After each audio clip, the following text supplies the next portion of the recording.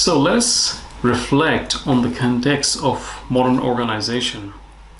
See, modern organizations are, each of them are a gigantic entity which combines many subunits, which makes it like a total system, right? Imagine an organization which comprises maybe marketing and sales, then it has HR, it has finance, it has research and development, it has operations, and a whole heap of different other units, right? So as large as the organizations, the more subsystems or subunits it would have. And then when it comes to creating a project or maybe executing a project, then there would be decisions involved which will need input from each of the various subunits or the subsystems in the whole organization. So imagine that you have a project which needs the underlying relationship or maybe inputs from all of these various subunits. How complex it would be then executing the project within time, because each of these subunits and subsystems would have their own systems and processes, and there will be people with varying opinions and different perspectives. So a project manager's job would be to combine all of these together and then be able to very objectively apply all of these things to execute so that the desired outcomes are achieved. So nowadays it has become an absolute essential priority to have a project management function which would then be able to, bring all of these various components together and be able to execute them in a consistent and a systematic way. We should keep in mind that the organization is made of people, right?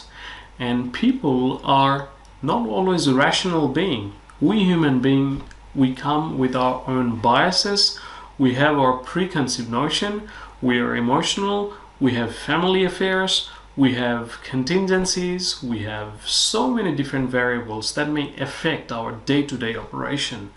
So when it comes to executing a project, imagine that different people with different realities and all of these variables which would affect the project, how objective it would be in that case to be able to execute this. Now imagine you've got a very important project which you need to launch tomorrow, and then what happens, one of your employees, he's suddenly sick, he can't come, or maybe some of them, they have other problems. So I'm just giving you like a very tiny example. So in that case, what's going to happen? Are you going to stop the project? No, you're not, because the decision of the project would involve like thousands of people's livelihood or so many other factors.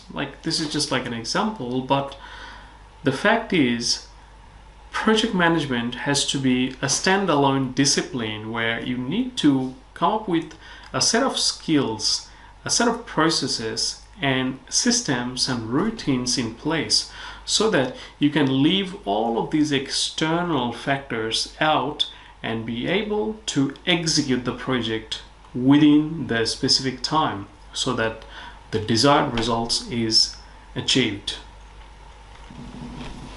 Let's talk about what are the key objectives of project management. So these are the key objectives of project management. Achieve the project goal. Obviously, every project has to start with a set of goals.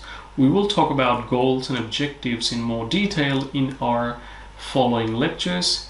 Keep the team focused on the goal. Once you have a team, then you need your team to remain focused on the goal, because again, there could be external factors and other emotional aspects which might affect. But when you have a project management in place, then it would be easy to keep your team focused on the goal. Make sure that team members work well. There's a saying that too many cooks would spoil the soup. Likewise, when you've got so many people working together for a project, There could be conflicts, there could be ambiguities, there could be miscommunications. So in that case, you need to ensure that members work well, and project management ensures that everyone shares the load. When you work in a team environment or an organization, you need to be able to allocate the tasks evenly to all of the team members so that one doesn't feel that I have been given too much workload as compared to the others. So if you have a project management policy in place, then you can ensure that all of the workload is spread proportionately or in a balanced way. Satisfy the stakeholders. Finally, you need to satisfy all of your stakeholders. So now that we have started the discussion of stakeholders, let me just take you to the discussion of who is stakeholders. I'm hoping that you all have a good understanding of stakeholders, right? A simple definition of stakeholder is a party that has an interest in a company and can either affect or be affected by the business. The primary stakeholders in a typical corporation are its investors, employees, customers, and suppliers. So a stakeholder would be the set of people whose life would be impacted by any decision of your organization. They're your stakeholders, right? If you take a wrong decision, your customer will be affected, your employees, your suppliers, your competitors. All of them, they have direct or indirect stake into your business, or their interest, or they have some relevance of what you do.